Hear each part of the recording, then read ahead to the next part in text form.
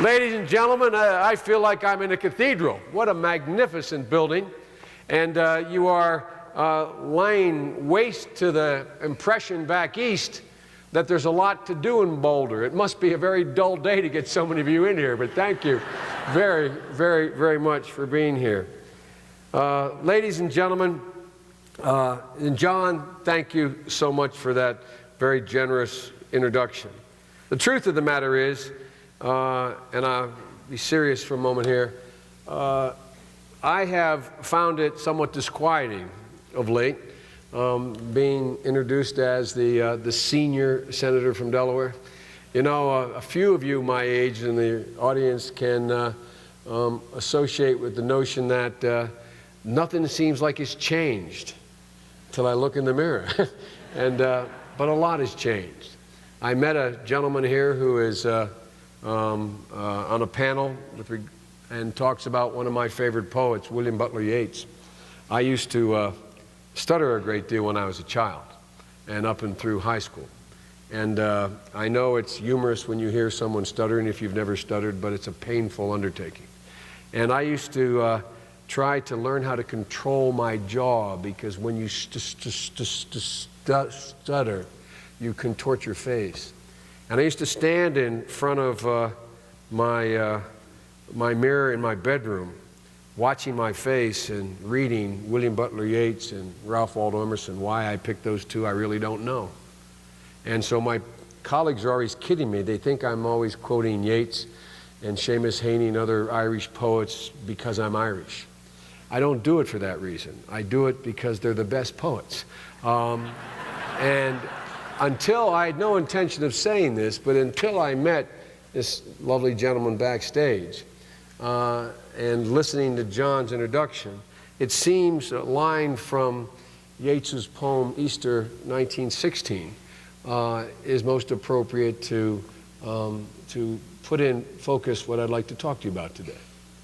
Yeats, talking about the first rising in Ireland in the 20th century, had a line in the poem that said, "The world has changed. It has changed utterly. A terrible beauty has been born." The world has changed utterly. It's changed utterly in the last 3 decades that I've had the high honor and great privilege of serving in the United States Senate. And it's changed in ways that I think present astounding opportunities for the United States and the world, but devastating, cataclysmic prospects of failure if we don't change course in so many ways. But I start off with the premise. After all the years that I've served, I am not naive. I am not a raw idealist. I am a realist. But I believe with every single fiber in my being, the next president, the next generation, literally has an opportunity to change the world, to change the world for the better. It's within our power to do it, but it requires some straight talk and stark and straightforward action on the part of the United States of America. And I'm truly flattered, and I mean it sincerely, to be invited to speak here in this forum. And I understand my colleague Tim Wirth has spoken here earlier. What a great, great senator he was, and what a great contribution he makes to world affairs to this day, particularly on the environmental side of the equation. There's an example of a man whose impact increased, did not diminish, when he left the United States Senate. And I'm honored to be here at a university that is world class. And I mean that in every aspect of the word. You have focused in this university. There's been a great international emphasis. You sit in these magnificent mountains, but from this perch, there's not many who rival you in your concern and your active participation in trying to alter world events. And so I'm flattered. I'm genuinely flattered to be here. Ladies and gentlemen, to state the obvious, we're facing some very significant global challenges. Just to mention a few, we see the resurrection of Russia, its incredible tilt toward totalitarianism, and its use of oil as a weapon as prominently as any threat that came from its use of force. We now have in China, a China on the ascendancy, which is not bad, an economic competitor. But in my view, because of some of the actions taken in the last 6 years, a China that may be beginning to change its focus from its economic growth and well-being to its military capacity and capability. A little-known event took place. Think about this. If in any other environment, the Chinese government had shot down one of its satellites, it would have been worldwide news on the front page of every paper in America. But today it ended up on page, or not today, about a month ago when it occurred, it ended up on page 17 or 18. It has real potential consequence if we continue on this path of abandoning any attempts at controlling arms, continuing to flirt with weapons in space, and deciding we need to build a new generation of nuclear warheads. We have genocide in Darfur. We have two nations, Iran and North Korea, that are either trying to get nuclear weapons or increase their nuclear arsenals. And we have an actual deterioration of democracy in Latin America, as evidenced by Hugo Chavez flexing his muscle. His muscle is all a consequence of oil. And we have an axis of oil around the world where oligarchs and dictators would be otherwise of no consequence were it not for the fact they're swimming in a sea of oil revenues. So there's a lot of problems out there. And there's a lot of opportunities, though, as well. But one impediment stands in the way of our addressing these problems and taking advantage of the opportunities at the moment. It's that, to use the trite expression, that 800-pound gorilla. It's a big boulder sitting in the way of progress. It's called Iraq. You students here, when your children are writing their thesis at this great university, are going to be writing about other problems that were even more consequential in Iraq that face us today, but none as urgent, none as significant, in order for us to be able to get about our business of remaking this world. Until we address Iraq, we won't have the freedom, the flexibility, or the credibility to meet the challenges I mentioned, and many I did not. Until we bring this war to a responsible end, we'll be denying ourselves the energy and resources we need at home and the credibility we so sorely need to reestablish abroad to build a better future for America and the world. Those of you who are seniors here at this university, about to graduate, have spent your entire college career with an ongoing war in Iraq. I understand, because as referenced earlier, I was an undergraduate in graduate school during the Vietnam War, when the war was raging. 4 years after I graduated from law school, I ran for and won a seat in the United States Senate.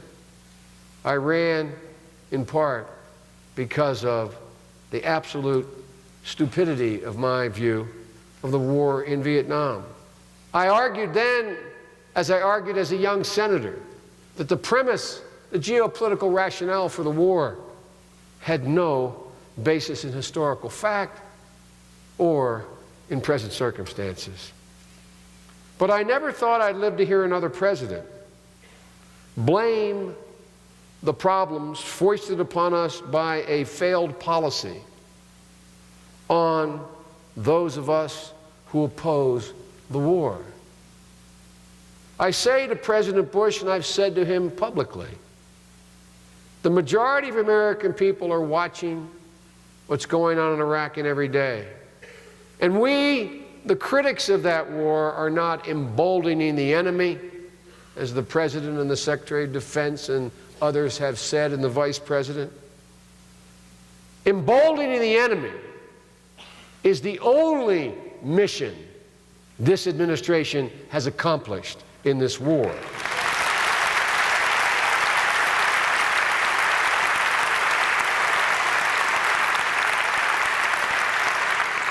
4 years ago, the administration took us to a war unnecessarily, without letting the weapons inspectors finish their work, without enough troops, without the requisite equipment for the troops we sent, and as we've all learned, without adequate care for the troops that are being brought home. But most importantly, we went to war without a plan, without any plan. And the price of that failure can be measured in the blood we have shed and the treasure we have lost, as well as the domestic opportunities we have had to forfeit for the past 4 years. More than 2,300 dead, more than 24,000 wounded, more amputees on a per capita basis than any war since the Civil War, and more serious head trauma and brain injuries than in any war. And more than $1 trillion, if the war ended tomorrow, more than $1 trillion committed to a war with no end in sight.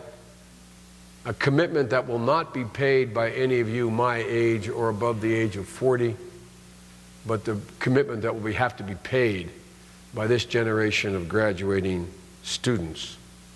Ladies and gentlemen, this war must end. This war must end.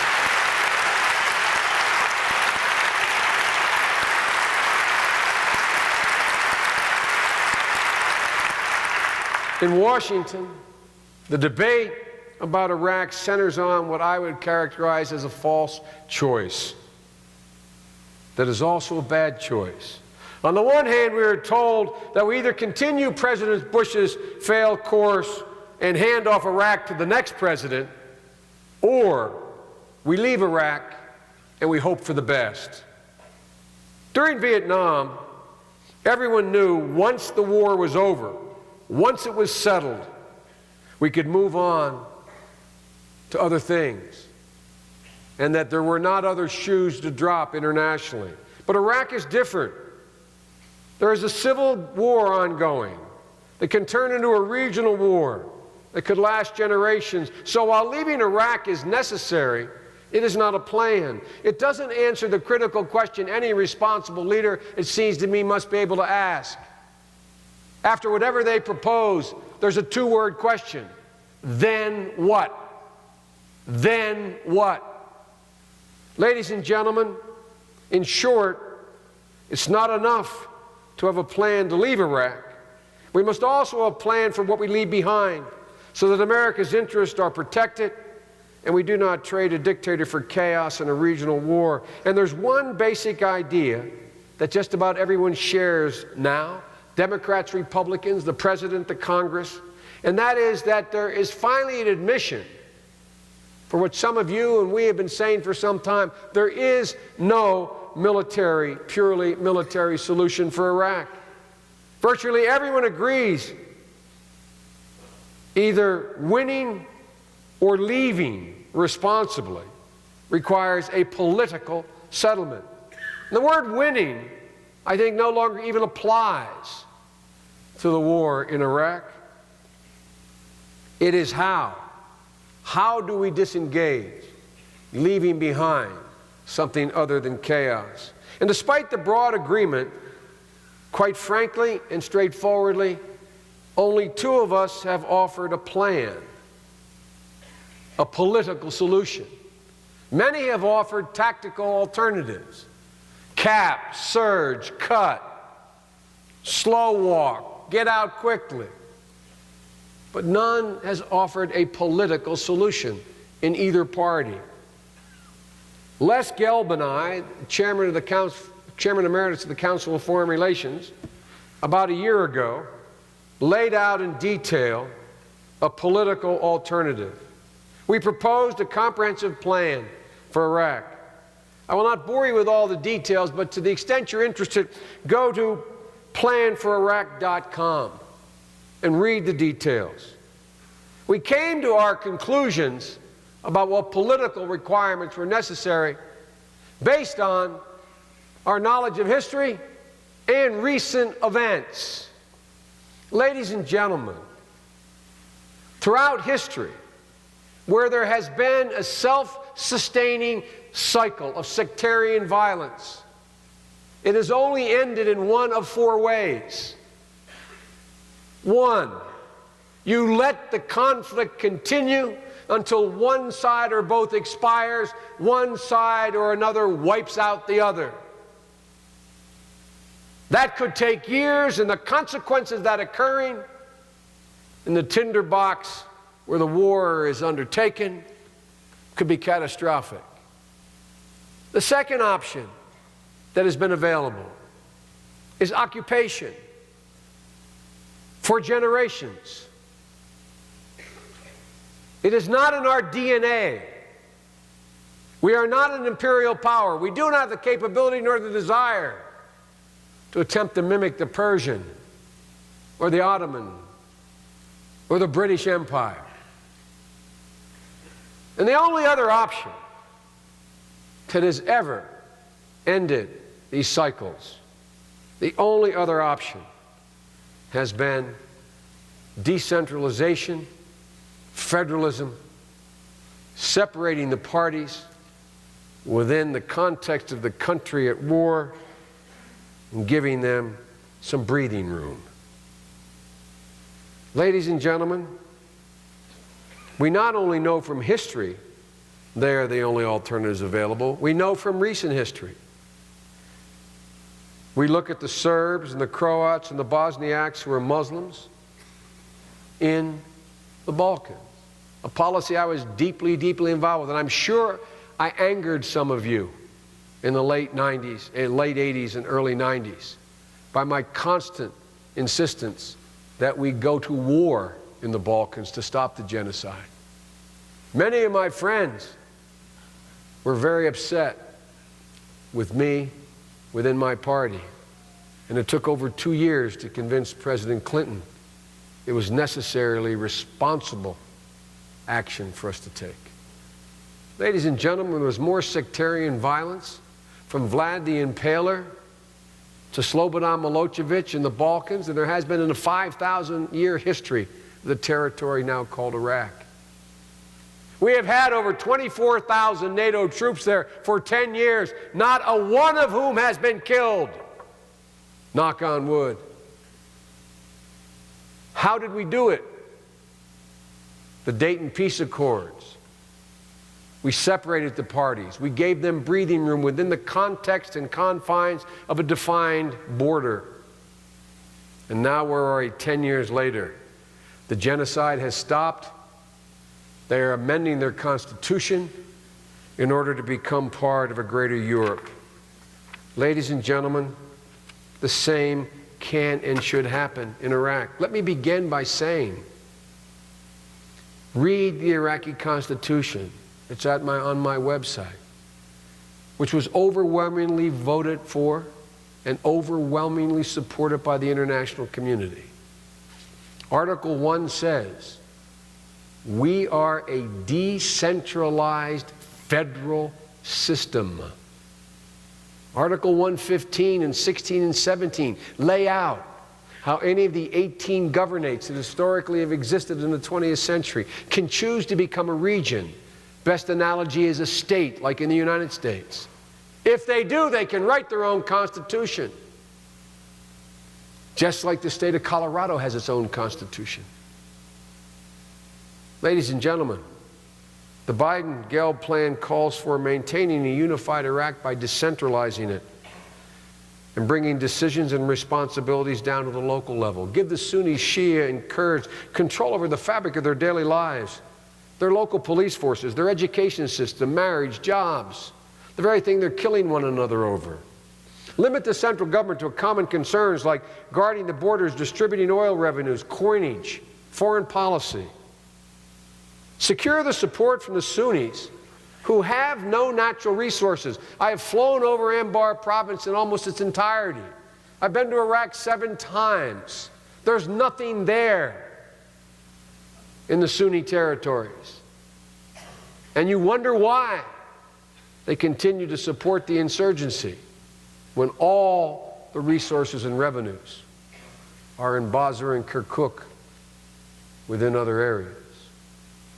Oil should be used to bind this nation together, not to fracture it. Create a program funded by the major Sunni oil states to reconstruct the country consistent with a minimum requirement of protection of minority rights. Make Iraq the world's problem. Initiate a major diplomatic offensive to enlist support of the world's major powers and Iraq's neighbors to a political settlement. Were I your president, literally tomorrow, I would do what I suggested 2 years ago. I would call for a meeting of the Security Council and the Permanent Five, ask them to participate, adding Germany and the 4 largest Muslim nations in the world, to agree upon this political settlement, a confederation within Iraq.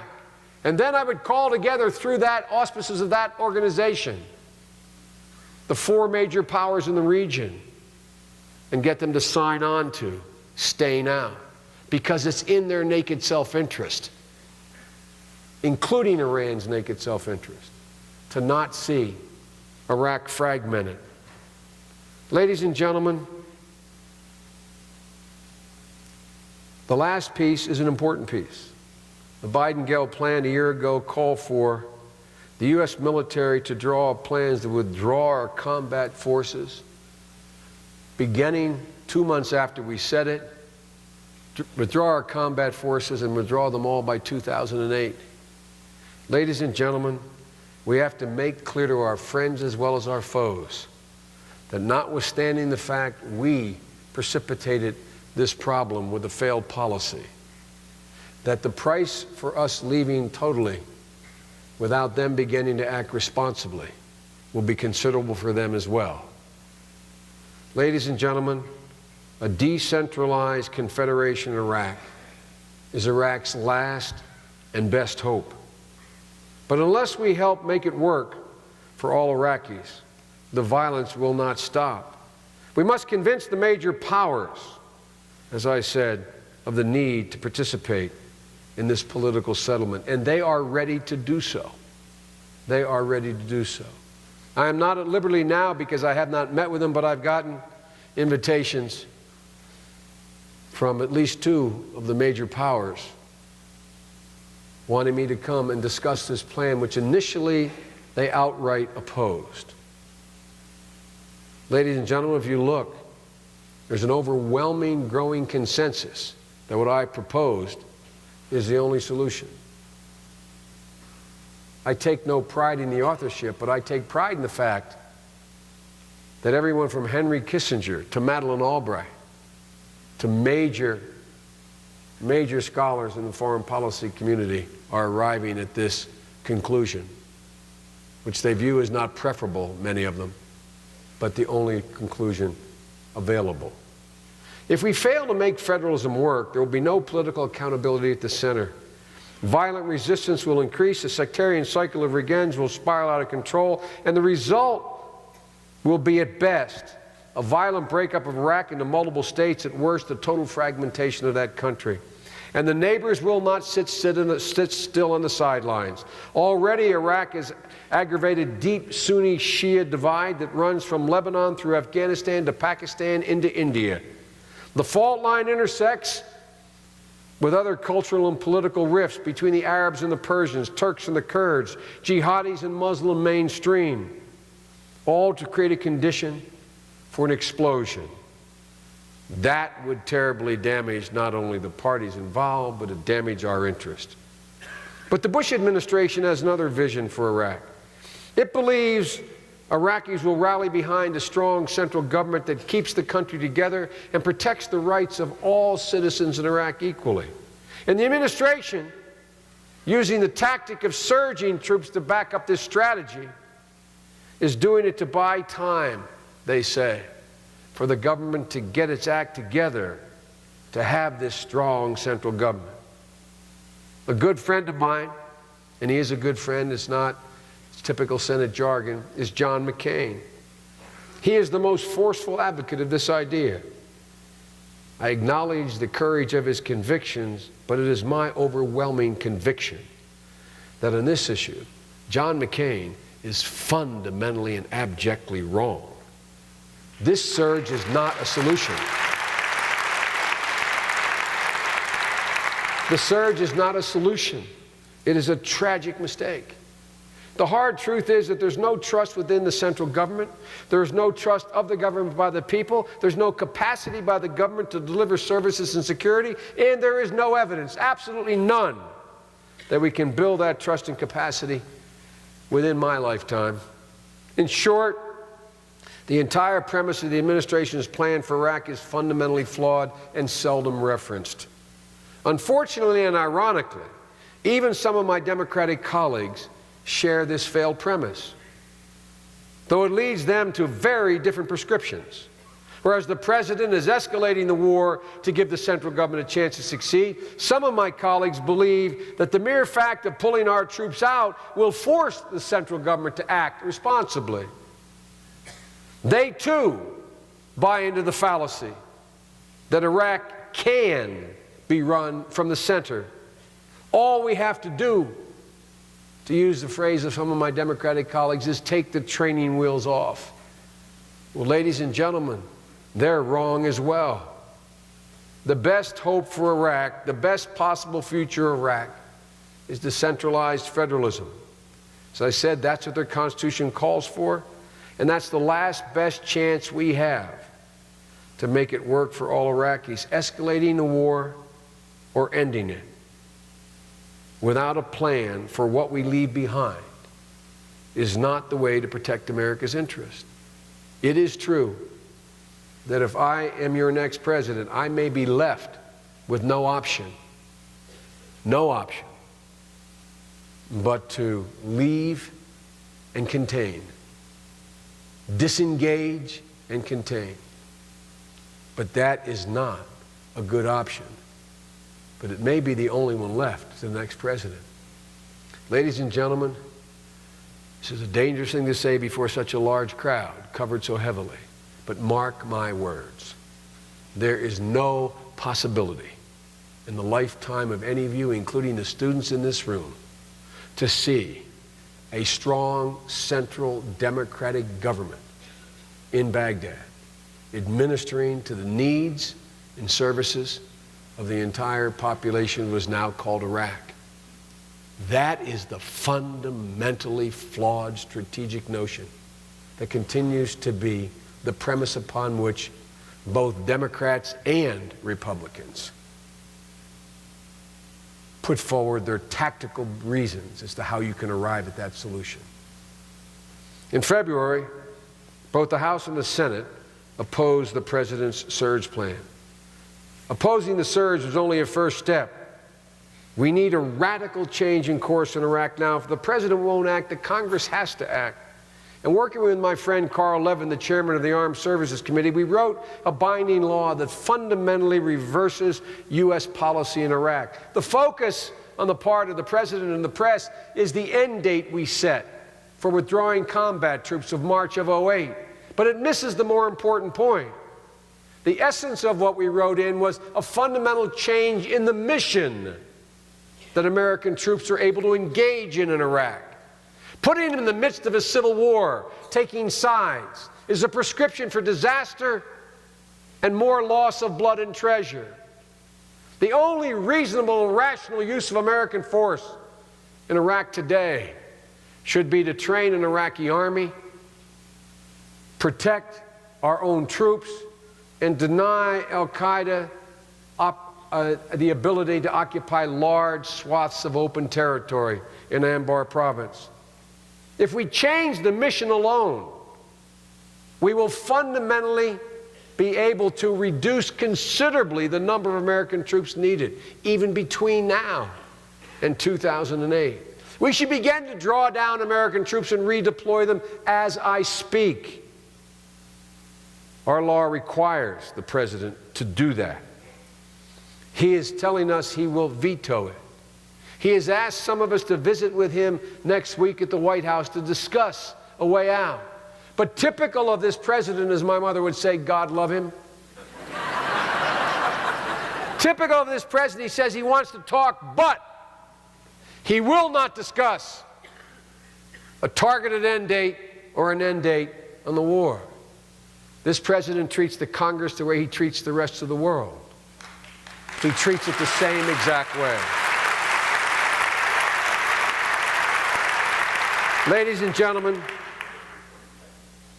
just this week, the administration announced it is extending the tours of U.S. service members by 3 months that are in Iraq. That policy, as I said in a major address in the Foreign Relations Committee a year ago, it cannot be sustained. It cannot be sustained without doing terrible, long-term damage to the United States military. We're going to have to send soldiers back to Iraq a third and fourth and fifth tours. The psychic damage being done for that is real and lasting. We're going to have to extend their time from 6 months to a year for the Marines, from 12 months to 16 to 18 months for the Army, for those who are there and those who we're sending back. We're going to be forced to end the practice of troops being home at least 1 year before they're redeployed in combat. And we're going to be required to fully mobilize the National Guard and the Reserve. We don't have to guess what the impact will be on readiness, recruitment, retention, and security. Here's one hard example. A recent report shows that recent graduates from West Point over the last 6 years are choosing to leave active duty service at the highest rate they have in the last 30 years. The administration's policy is literally driving out some of our best and brightest young officers. This is so important to all the students at this university because the cost of this war is also standing in the way of meeting the needs that your generation will have to fill. It affects everything else we do. We're spending $8.5 billion per month. We'll spend $100 billion this year on this tragic fiasco. Imagine if President of the United States, I had access to that $100 billion. Think of what I could do with $100 billion a year. For $26 billion a year, I could provide health care for every single solitary child in America that does not have health care.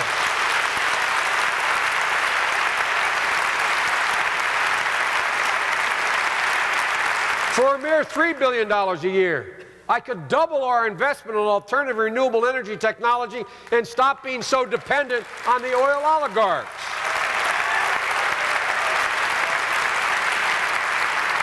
For $3 billion a year, I could invest in attracting highly qualified teachers to the profession. How do we expect us to have the brightest students in the world unless we have the brightest teachers in the world? Ladies and gentlemen, in Japan, look at Sweden, look at Finland. Their teachers the same as they're paying their engineers. Seriously, that's what they're doing. My dad used to have an expression. He said, "Don't tell me what you value. Show me your budget. Then I'll tell you what you value." Ladies and gentlemen,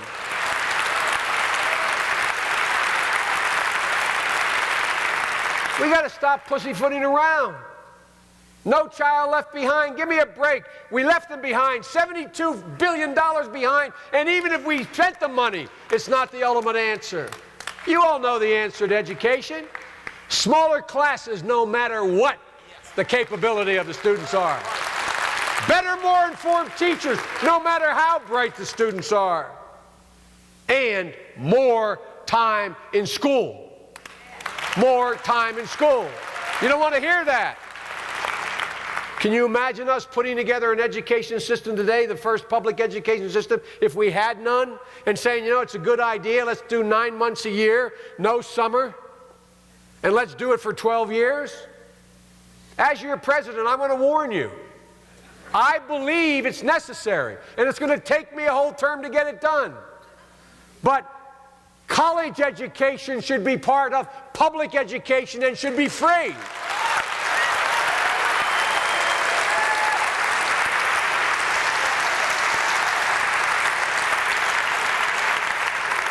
For $1 billion a year, the undertaking that I'm most proud of in my whole life I was the author of it, and it's an awful thing to say I was, but because there was so much resistance, I was the author of the Violence Against Women Act, the most significant thing I've ever done in my life. And ladies and gentlemen, for $1 billion a year, I could fund the training of police officers, prosecutors, and judges across this country about domestic violence. I could build and sustain battered women's shelters. And I could make sure that the hotline down in Texas, which handles hundreds of thousands of calls a year from women who are desperately in need of help, had all the resources it had. Folks, look, let me end this. You know the score. You get it. This isn't rocket science, as they used to say. We could tackle many, many more important issues and solve them. We could build a much better nation.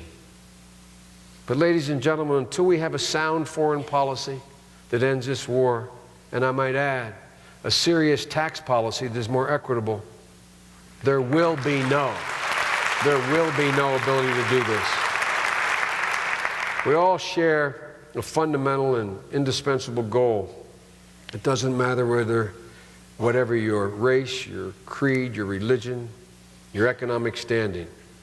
It's sort of a universal American accepted premise that every generation has an obligation to leave behind to their children a world, a community, a neighborhood better than the one they grew up in. So when someone tells you, which you'll be told, and you'll hear me being told this throughout this campaign, Biden, we can't afford to do those things. Remember, everything is about priorities. Ladies and gentlemen, I used to get in trouble. My dad, God bless him, passed away a couple years ago. When I was a kid, I'd say, "But Dad, I thought." And he'd say, "Champ, if everything's equally important to you, nothing is important to you." Ladies and gentlemen, we have an obligation, those of us who seek to lead this great country, to forthrightly tell you where we stand, what our priorities are, and how we'll pay for them. If you like them, fine. If you don't, vote for someone else. But ladies and gentlemen, this country is ready to do great things. We cannot let them down. Imagine, just imagine, on 9/12, I should say. Imagine if instead of George Bush having been president, I'm not being a wise guy when I say this, but close your eyes and just imagine if on the 12th, John Kennedy had been president, or Franklin Roosevelt had been president. I imagine you would have heard something like, "My fellow Americans, we have suffered a tragic blow. 3,000 of our fellow citizens have been murdered. Our economy is temporarily in the balls of its heels. But like every single generation before us, we will overcome this and be better for it." And I'm making two announcements today. The first is I've called a meeting for October 1st in Brussels, where the world's major powers will attend, so we can begin to jointly plan the demise of the rise of fundamentalism. And secondly, I'm sending an energy bill to the United States Congress that will require some sacrifice. I expect, I demand your support. Who would have said no? Literally, who would have said no? Ladies and gentlemen,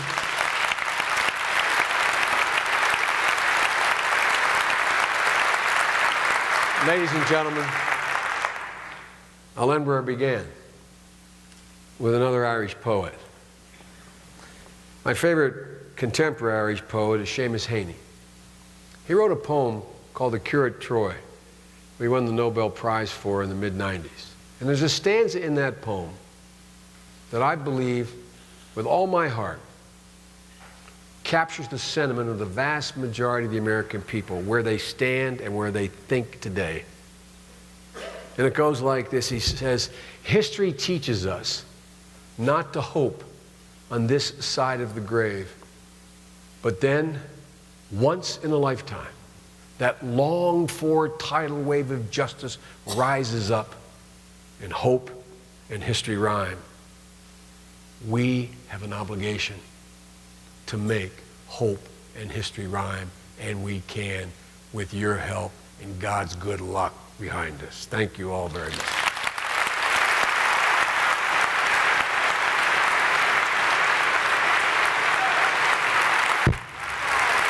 Thank you.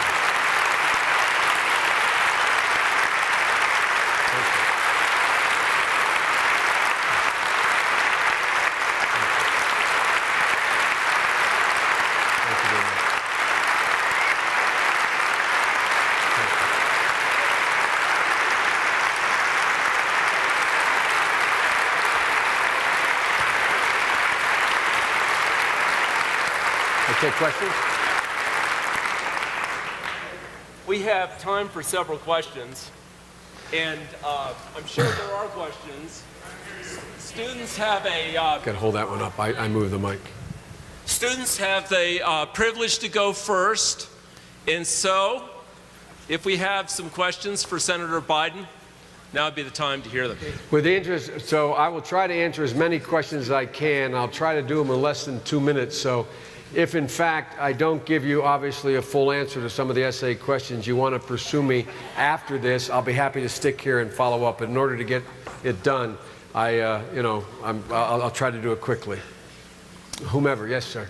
Senator Biden, I was recently in Ecuador with an undergraduate medical service trip. I had the opportunity to speak with some of the people down there about the ways that U.S. foreign policy affect them in their daily lives. One of the things that they were most concerned with is the aerial aeration of pesticide chemicals over Colombia. A number of them were very concerned that these pesticides were being carried by the wind into Ecuador and causing environmental degradation, as well as destroying their crops, that is their subsistence, and causing respiratory ailments in their friends and family members. It's a legitimate criticism. The plan for Colombia, which years ago I was part of in the Clinton administration drafting, had as its major emphasis alternative crops and also alternative opportunities. We have failed to keep commitment that we made that we would invest in infrastructure as well as invest in alternative crops. But it's not just crops. When you, instead of just eradicating this, these campesinos, they don't make much money. The drug lords make the money. If you give them an alternative to make equally as much or more money, they do it. In Bolivia, it was working. And it not only requires you to say, okay, go from growing cocoa, go from growing cocaine and go from growing heroin, poppy, to growing coffee. It requires you to be able to go in there and help them dig wells, provide roads, and set up small businesses and small factories and small operations. It can't just be an alternative crop. It was working. This administration abandoned it. It's a serious mistake. So what's left? What gets left is the eradication program, nothing but that. And the eradication program has some serious side effects to it. And so I think their concern is correct.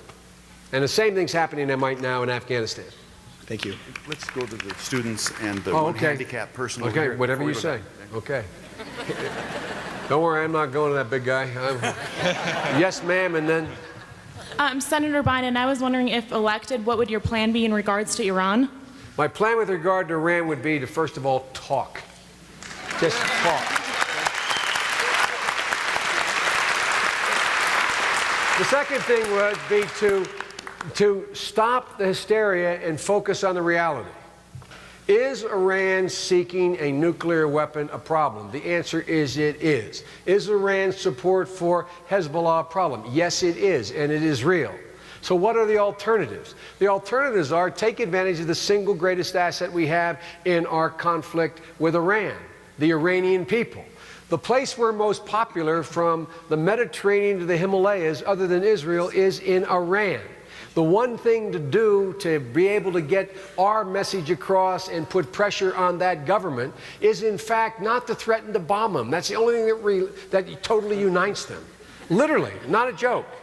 Thirdly, what I would do, I would make sure we understand that there is a serious, serious problem the Iranians are having now economically, politically and socially. Economically, within Iran, they are an overwhelming net importer of refined oil. That's how they keep the lights on. Number two, they're going to be a net importer of crude oil based on the Intelligence Committee estimates by the year between 2012 and 2014. Number three, their stock market's in the toilet. Their economy is sagging. And the Faustian bargain that the theocracy made with the Iranian people, which was, we'll give you oil at 18 cents a gallon, literally, not figuratively. We'll give you oil. We will provide and underwrite your ability to have sustenance in order for you to let us go on our merry way. That is about to explode. So we should be thinking about engaging through NGOs. We should think about engaging through the literal democratic movements that exist within Iraq and expanding our access and alternatives to alternatives in Iraq.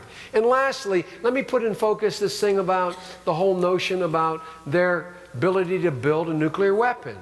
First of all, there is no evidence that they have the capacity to simultaneously run 30,000 centrifuges, which would be required to be run without error for 1 year to have enough material to come up with enough fissile material for a single bomb. They're lying about that. They may have as many as 10. They've never run them more than 3 months. And even if they acquired the capability, they are not in a position to miniaturize it, put it on the head of a missile and a weapon and attack anybody. Does that mean we shouldn't be concerned about it? We should be concerned about it. But we should think outside the box. Don't misunderstand one other thing about Iran. The Iranian people, it's not just Ahmadinejad and his conflict that exists with the theocracy right now. By the way, the reason he didn't come to the United Nations had nothing to do with the passport. The Supreme Leader said, you ain't going. I'm not joking. He is the best thing we got going for us. Not a joke. Not a joke. He's united the West, China, and Russia for the first time in putting pressure on and upping the ante on the embargoes that we're engaging in and what we're doing. And so, folks, we got to put this in perspective. We have time. Diplomacy is a complicated thing. Diplomacy is a tough thing. Diplomacy takes intelligence and time. We have the time. We lack the diplomacy. In my administration, we would not. Thank you. This gentleman, and then you, sir. Yes, sir. Joe, I agreed with a lot of your stated positions in the speech you gave. Thanks, Harry. I appreciate it. I'm only kidding. But I wondered, a worry I always have when I see anyone speak in Boulder, when you get on the national stage, will you be swinging right? Will you be laying down the same line you lay down here? It's a Boulder speech, right? The one thing, if you read about me in the press, they say several things, not all good. One of them is Biden says what's on his mind, and that's his problem, number one. Number two, say Biden's capable of president, but he can't ever get elected because he's from a small state and can't raise the money. And number three, you never have to wonder where Biden stands. That's his problem. I want to tell you, folks, look, I've been doing this too long, all kidding aside. If I lose this election, I'm losing it on my own terms. I'm losing it on my terms, nobody else's terms. You will find that I'm not very good at it. And I'm not suggesting to you, I want to make it very clear, particularly you students. Look, there's certain things I feel very, very strongly about. There's other things, some of which you heard today. Other things I'm agnostic on. On those things I'm agnostic on, I'll make the best political judgment I can make. My advisors tell me I do better if I go left or right on a particular subject I'm agnostic on. I don't think there's much difference on. I will make the political call. But ladies and gentlemen, I've been there for 7 presidents. I do not want to mortgage my ability to act as president on the things that are causing me to run for president by failing to discuss them throughout the campaign. Ladies and gentlemen, we are such a divided nation. We cannot remain this red and blue. Not one single opportunity we have, not one single problem we face lends itself to a 51% solution. Everyone requires a consensus. And if the presidential nominees do not debate straightforwardly and forthrightly what they will do on those major issues during the campaign, when they are elected, they do not have the capacity to turn it into policy. I would rather lose than have to give up on why I'm running. This gentleman here, and I'll do yes or no. Is that it? More questions. Okay, I'll do yes or no. This question might be a yes or no. Senator, I'm a medical marijuana patient. I have spinal problems. It helps me tremendously. I worked in Colorado to get the medical marijuana legal here. Is your position going to favor the patients of the other 38 states that don't have the opportunity to be medicated? Can we count on you? Yes.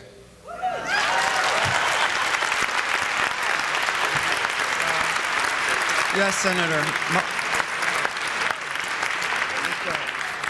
Senator, my question is regarding Iraq and Islamic fundamentalists. How could their position of not wanting a pro-Western secular state influence your, I don't know, how you would deal with setting up a federal government there? Quite frankly, it wouldn't. The answer is they get to choose what they want to do. The only thing I'm trying to do is create the conditions whereby they can choose. When in fact you allow the situation to continue to push toward a central government controlled by 62% of the population that for good reasons as well as not so good reasons have no interest in accommodating the interests of the remaining percentage of the population, it's not doable. It is irrelevant to me. It is irrelevant to me that they adopt Western values. That is not a relevant thing. What is relevant? That is why I have on 3 occasions, we've finally passed it twice. I'm the guy that put the language into the law saying, and it's in this bill the president's going to veto again, it says he is. It says no permanent U.S. bases in Iraq, number 1. And number two, it says we have no claim on Iraqi oil. No claim on Iraqi oil. And so to me, it's a matter of whether or not they can end the carnage with the help of the world, providing the environment for them to be able to end this cycle and not have that civil war metastasize into the rest of the region. That's my objective.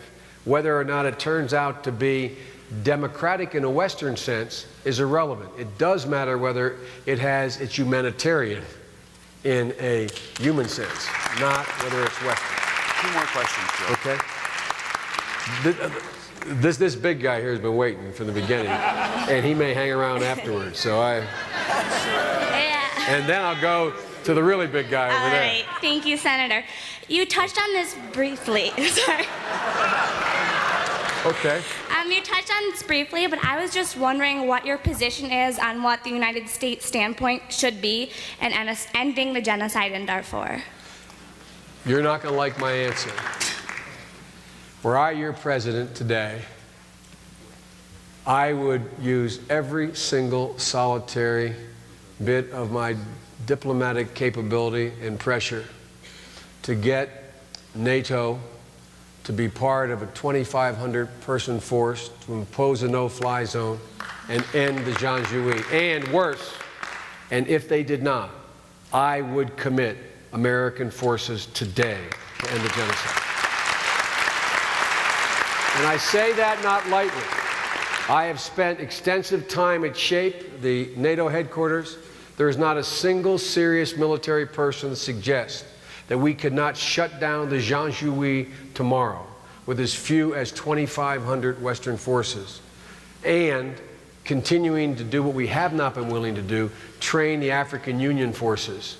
Ladies and gentlemen, again, not to fly under false colors here, I want you to know, I believe, and as president, I will push an international consensus at the United Nations that says the following.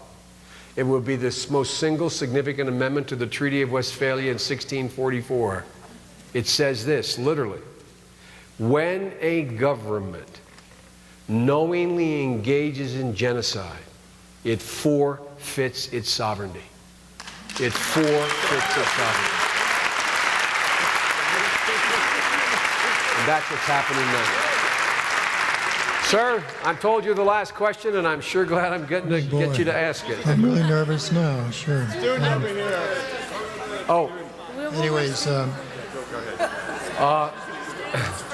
students first. He looks like a student. I'll do him and the student. my question is, former Senator Gary Hart has really been proactive, as you know, being out of office, and I hope that you are as well when you're out of office. I don't hope to be out of office that soon now, man. Wait a minute. I'm only kidding. But he's been highly critical of the commission looking into 9/11, and I was just wondering, and the intelligence failure leading up to 9/11. And I was just wondering what your opinion might be on that. There's a real good book out written by Peter Lance. Okay. Called Triple Cross, and that he really goes into detail about it. That's the best. Well, I have. He's already heard the question. Thank you very much. My biggest problem with the 9/11 Commission report is we haven't funded it. That's my biggest problem. Yes. Hi. I'm not sure if you're aware of this, but we just had There's a lot I'm not aware of. Oh, well, I know. But we just had a protest outside, shoulder to shoulder, trying to figure out a way to get higher education to students of color. Especially with a wonderful institution like this, we have no diversity here. What would you say to us as students? What could we do to make it more accessible for the other students of color to be here and have this opportunity we have? In a nutshell, 3 things. Folks, we started off a long while ago with Pell Grants. Pell Grants are now a bridge too far for the vast majority of students. The increase in tuition relative to the increase in the amount for Pell Grants makes it prohibitive for minority students in particular, but poor students in general, from being able to access college. 400,000 people qualified to go to college this past year could not go because they could not afford to get there, number one. So I would significantly increase the Pell Grant money, direct grants for students to go to college. Second, I realize there's 2 questions here. One is access, being able to be accepted because their grades are sufficiently good to compete to get in. And the second is being able to pay once you get in to school. I would significantly increase the resource, and I'm prejudiced here. My wife is a doctor. She has her doctorate. She teaches English at a community college. I would significantly increase the pathway, like many states have done, through their community colleges to be able to transfer, if the work was done, directly to the 4-year universities in that state. And I would increase significantly the access to get to those 4-year colleges. But those community colleges, but they require more infrastructure to be able to bring along students who in fact have the mental capacity to do the work, have demonstrated they have the intuitive capability of doing the work, but have gone to such bad schools they're fighting an awful hard job to be able to get even through the remedial writing pieces. So I would in fact insist, if I were doing it, as I said over time, that there be a minimum of 14 years of public education available. And that would be if they chose to do the last 2 years, and I do it through the community college level. The idea of saying to this university, accept students who black, white, or Hispanic, or Asian, that do not have the academic capability of getting to this school or well below that capability, I don't think is the way you increase the prospects that when in fact they're at universities, you're going to be able to get the benefit that flows from that. The dropout rate is incredible with students who were brought into that circumstance. So I'd use the community college much more significantly than we now use it. The third thing that I would do for all students, but it would particularly hit those students, the poorer they are, the less financial worth their families have.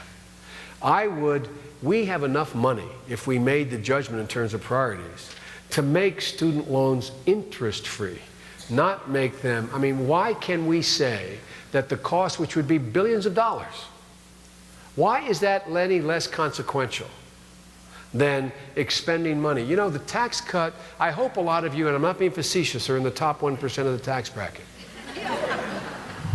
You need to be there. You need to make $438,000 minimum to get in. You have an average salary in that category of $1,400,000. One of the mistakes we Democrats and those who seek to be populist make is we think, and I mean this sincerely, we think poor folks and middle-class folks are the only patriotic folks around.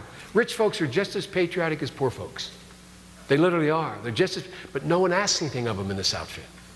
Ladies and gentlemen, I would eliminate the tax cut for the top 1%. You know how much that cost? It cost $600 billion. $600 billion in the next 10 years. And by the way, this is not a punishment. It's not a punishment. They didn't ask for the tax cut. No economist will tell you there's any negative economic impact on growth by eliminating that particular tax cut. So again, it comes down to priorities. It's not about, the thing I get angry about my party, when we talk about things like that, we talk about it in punitive terms, like we're going to punish the wealthy. I hope the hell unfortunately, I raised 3 Democrats. They're all going to be poor. So, you know, I got a son who graduated, became a federal prosecutor after law school. Then he went and started his own law firm. He built it to a 40-person firm, was making a great deal of money. No Biden ever made this money. And you know what he did? He became Attorney General of the state of Delaware, and he's making a lot less. I got another son who went to Yale Law School and ran a homeless shelter in Portland, Oregon. When he said to me, he said, "Look, Dad, I think it's time to pay back." It's a true story. I thought he meant me, you know? What the hell's going on here? And then I got a daughter who went to Tulane University, got her degree in cultural anthropology. Well, that's a big deal. Guess what? She's a social worker. I'm very proud of her. I'm very proud of her.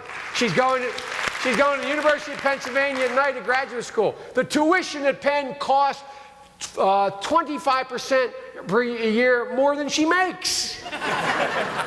And so, you know, but look, folks, I'm kidding about this, but I'm not. Which leads me to the last thing I would do.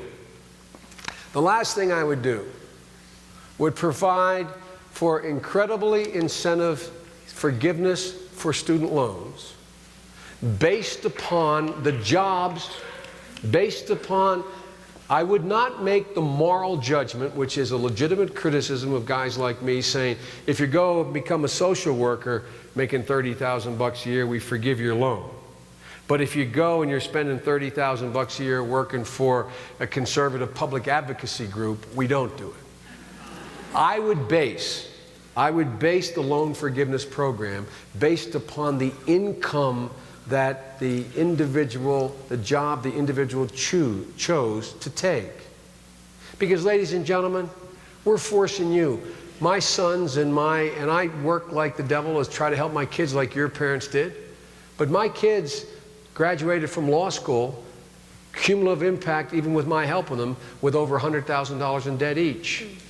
My daughter with $38,000 in debt. Have you scrapped affirmative action? Yeah, by the way, have I scrapped affirmative action?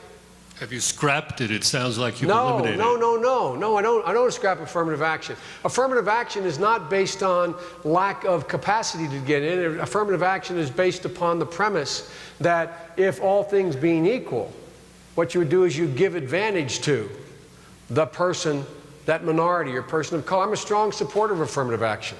But my point, I thought the young woman was asking me a different question. I thought she was asking me a question relating to whether or not students who are having great difficulty based upon their high school curricula, grades, and SATs being able to qualify to get into universities. They're the students I watch my wife take by the hand and try to guide through to get to the point where they're able to meet their capacity, their capability. And I think the junior college is the community college is the vehicle to do that.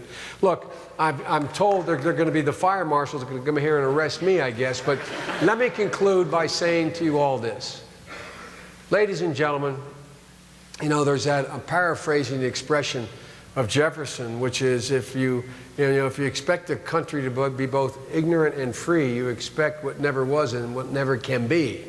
The fact of the matter is we need to make a major investment at the federal level as well as the state and local level in education. And it's not merely the parameters of the debate, which we're all comfortable with. And that is whether or not we fund more or less money for the IDA program or more or less money for the No Student Left Behind money. There's certain basic fundamental things we don't like to talk about because they cost a lot of money. One of them is class size. The other one is teacher salaries to be able to attract incredible. I want the young physics major graduating honors from this university to be attracted to teach. So there's a lot we can do. I clearly don't have all the answers, but I know one thing. If I don't stop now, I'm never being invited back. Thank you all very, very much. Thank you. Go out that way. We're off the time. Thank you. Thank you.